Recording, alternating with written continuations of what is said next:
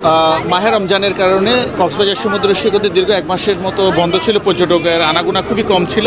এর মধ্যে হচ্ছে আমরা সিসেফ লাইব্রেরির সদস্যরা হচ্ছে আমাদের যে স্কিলগুলো আছে এগুলোকে আমরা ডেভেলপ করেছি, যাতে ঈদ পরবর্তী সময়গুলোতে যাতে আমরা যাতে এগুলোকে ফেস করতে পারি এবং যাতে আমরা পর্যটকদের নিরাপত্তা যাতে আরও বেটার কাজ করতে পারি। আমাদের নতুন বুটও সংযোগ হয়েছে আমরা যেগুলোতে রেস্কিউ করে থাকি সাধারণত।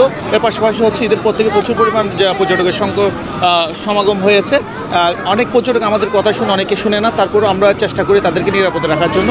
আপনাদের মাধ্যমে জানাতে চাই সকল পর্যটকদের লাবণী সুগন্ধা কলাতুলি 3টি পয়েন্টে লাল হলুদ পতাকা যেখানে থাকবেন, মাঝখানে গোসল করাটা হচ্ছে নিরাপদ সকাল থেকে সন্ধ্যা পর্যন্ত।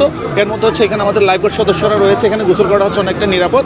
এর বিদিত অন্য জায়গায় গোসল করা হচ্ছে অনেকটা ঝুঁকিপূর্ণ। তাই আমরা অনুরোধ করবো আপনাদের মাধ্যমে লাইফগার্ড সদস্যরা সবাই যাতে লাল হলুদ পতাকার মাঝখানে লাবণী সুগন্ধা কলাতুলি এই 3টি পয়েন্টের মধ্যে যাতে লাইফগার্ড গোসল করলে আমরা তাদেরকে সার্বক্ষণিক সেবা দিতে প্রস্তুত রয়েছি। কক্সবাজারে আজকে লক্ষাধিক পর্যটক সকাল থেকেই সমুদ্র তীর এলাকায় অবস্থান করতেছেন। আমাদের হোটেল মালিক সমিতি এবং ব্যবসায়ীরা জানিয়েছেন প্রায় শতভাগ হোটেল বুকিং আজকে, কোথাও কোনো রুম খালি নেই।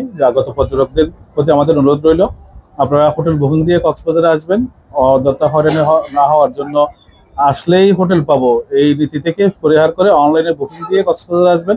এবং আমাদের ব্যবসায়ী মালিক সমিতি, টুরিস্ট পুলিশ, জেলা প্রশাসন সবকিছু মিলিয়ে কক্সবাজারে আমরা সার্বিক নিরাপত্তা দেওয়ার জন্য প্রস্তুত রয়েছি। আমরা আশা করতেছি এবারে সর্বোচ্চ পরিমাণ ব্যবসা হবে এবং আমরা পর্যটকদের নিরাপত্তা দেওয়ার জন্য সার্বিকভাবে আমরা প্রচেষ্টা রয়েছি। আশা করি এবারের ঈদের তারা 9 দিন ছুটি ভালোভাবে কাটবে এবং প্রচুর পরিমাণের ব্যবসা আমরা আশা করতেছি। আমাদের রমজানের প্রতিটুকু খুশি আমরা লাভের মুখ দেখবো বলে আমরা মনে করি। আমি যখন প্রথমে কিছুক্ষণ আগে এই গাড়ি থেকে নামলাম তখন দেখলাম যে সবুজ এই গাছপালাগুলা এবং সমুদ্রটা অনেক বেশি ভালো লাগছে। আমি বিশ্বাস করতে পারিনি এরকম একটা দ্বীপের মধ্যে এত সুন্দর যে একটা লুকিয়ে আছে। আমি প্রথমে এসেছি এখানে, আমরা চট্টগ্রাম জেলা সৎসঙ্গ থেকে এসেছি, কোনোদিন আসিনি। এসে আমার মনে হলো আমার খুবই ভালো লেগেছে। এসে এখানের পরিবেশ, এখানের বিভিন্ন পর্যটন কেন্দ্রগুলো আমরা ঘুরে দেখার ইচ্ছে প্রয়াস করেছি। সেই জন্য আমরা এখানে আমাদের এই গ্রুপ নিয়ে আমরা এই পর্যটন কেন্দ্রগুলো দেখছি। এটার পর আমরা আবার এখানে যে মালেক শাহর মাজার আছে ওখানে যাব।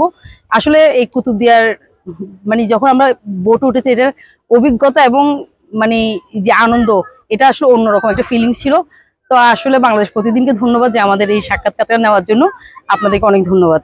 আমরা সবাই একসাথে আসছে, এই পরিবেশটা দিকে ভালো লাগতেছে, পরিবেশের সৌন্দর্য ভালো লাগতেছে, নিজেদেরকে অনেক নিজেদের মনটা উৎফুল্ল লাগতেছে এবং এভাবে হয়তো সামনে আরো আসার খুব ইচ্ছা হবে, ইচ্ছা জাগে, এখনো জাগে, আসবো আমরা আরো এবং সবাই এভাবেই আসবো এই সৌন্দর্য উপভোগ করার জন্য। আমার যেটা মনে করি এখানে কিছু জিনিস যদি ব্যবস্থাপনাগত উন্নয়ন হয় পর্যটনের, এখানে দেখা যাচ্ছে এখানে বসার জায়গা নেই, সেটাকে ডেভেলপমেন্ট করা, পারচেসের জন্য এখানে শুটকির জন্য এটা বিখ্যাত একটা জায়গা, এখানে যদি শুটকির ব্যবস্থাপনাটা আরো করে। আর সবচেয়ে বড় কথা হচ্ছে দুর্নীতিমুক্ত একটা জায়গা করে তুলতে হবে। অনেক জায়গায় দেখা যায় পর্যটন কেন্দ্রগুলো গড়ে উঠে, আমরা কক্সবাজার আগে গিয়েছি, সেখানে দেখা যায় কেন্দ্র গড়ে উঠে পরে সেখানে একটা দুর্নীতির আখড়া হয়ে যায়, পর্যটনদের হেনস্থার শিকার হয়। আপাতত আমরা এখানে সেরকম কিছু পাইনি।